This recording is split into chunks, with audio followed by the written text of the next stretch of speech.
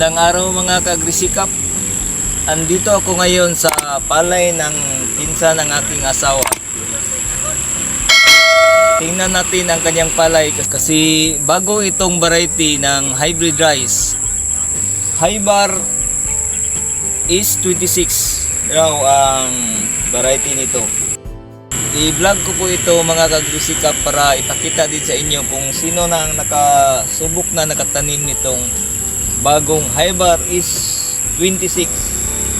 Hindi masyadong mataas ang uhay o malaki pero may laman hanggang batok. Sagad ang bunga hanggang sa batok. Iwan ko kung bago pa ba itong variety na ito kasi bihira lang ang nagtanim dito sa aming lugar. At ngayon lang ako nakakita in personal na nakatanim ng Hybar is 26. Maganda din pala kasing singlangbot daw ng 160 variety ang bigas nito. Sa susunod na taniman ay gawin na raw itong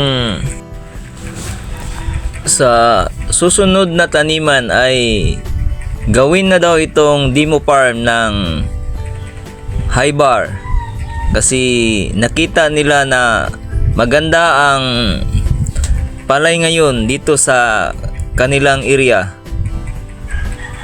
kaya gawin nila itong demo farm next cropping.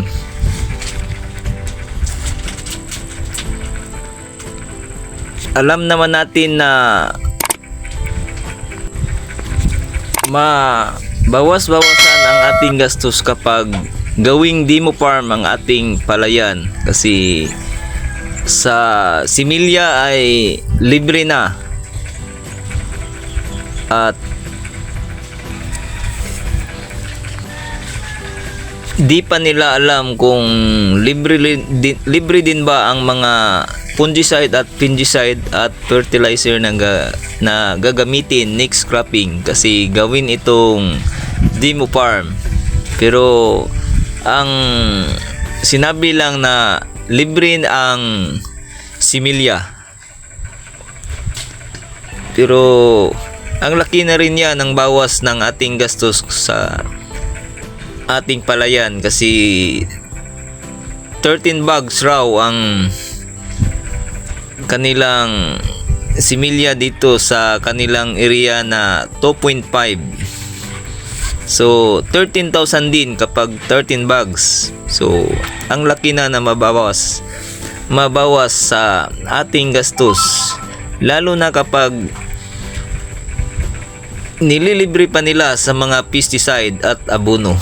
Kaya abangan natin sunod na cropping mga kagrisikap ang kanilang demo farm kung ano ang resulta sa kanilang gawing pagtatanim sa kanilang demo farm, kung maganda din ba katulad nitong kanilang palay ngayon.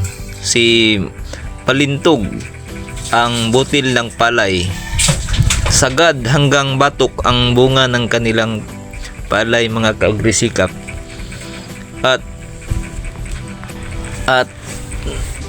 tanong lang po kung sino na kung ang nakasubok nitong variety na ito mga kaagrisikap, kung maani ba itong variety na ito kasi ngayon lang ako nakakita ng ganitong hybrid at sila din ngayon lang din sila nakatanim ng Hybar.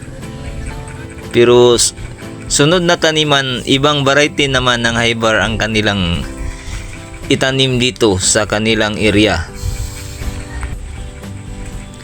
Shout out pala sa aking mga viewers na nag-comment sa aking last 2 videos uploaded.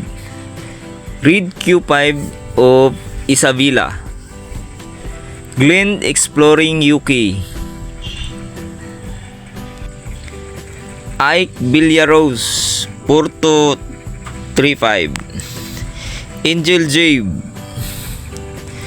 Jubil Daginod, at John Paulo Argumento 4837. At hanggang dito na lang muna mga kagrisikap. Hanggang sa muli. Bye-bye.